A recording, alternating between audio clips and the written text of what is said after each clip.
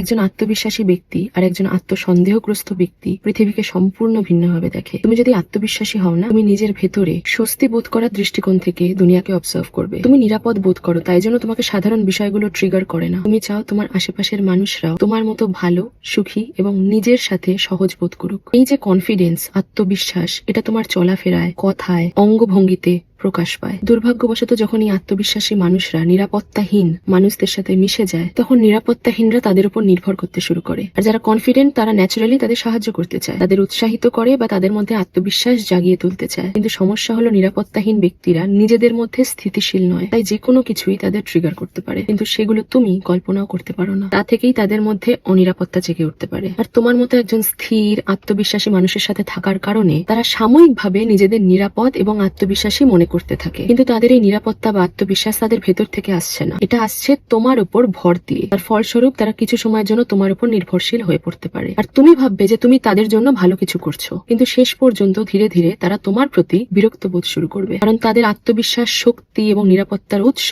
তাদের নিজেদের মধ্যে নেই। তাই এই নির্ভরশীলতা তাদেরকে ধীরে ধীরে বিরক্ত করবে। এইভাবেই অনেক আত্মবিশ্বাসী মানুষরা না তাদের নিজেদের পরিবারের সদস্য বা বন্ধুদের দ্বারা আঘাত পায়। তুমি যতই চেষ্টা করো তাদের দাঁড় করিয়ে দিতে, কিন্তু তারা যদি নিজের মধ্যেই ভারসাম্যহীন থাকে, তাহলে আগে হোক কি পরে তারা হোঁচট খাবেই। তাদেরকে এটা নিজের থেকে বুঝতে হবে। কিন্তু তুমি তাদেরকে যে যে ফেভার্স গুলো দিচ্ছ, তা শেষ পর্যন্ত তাদের নিজেদের অভাব এবং অনিরাপত্তাকেই মনে করিয়ে দেবে। হ্যাঁ, দয়াশীল হও, কিন্তু তার সাথে সতর্কও থাকো, অনেকটা সতর্ক থাকো। কাকে তুমি তোমার টাইম দিচ্ছ, কার কাছে তোমার এনার্জি, শক্তি যাচ্ছে, সেই বিষয় সতর্ক তোমাকে থাকতেই হবে। যে কোনো আত্মবিশ্বাসী মানুষের শক্তি হলো তাদের নিজস্ব আলো, কিন্তু কিছু মানুষ সেই আলোয় শুধু গরম হতে চায়, জ্বলতে নয়।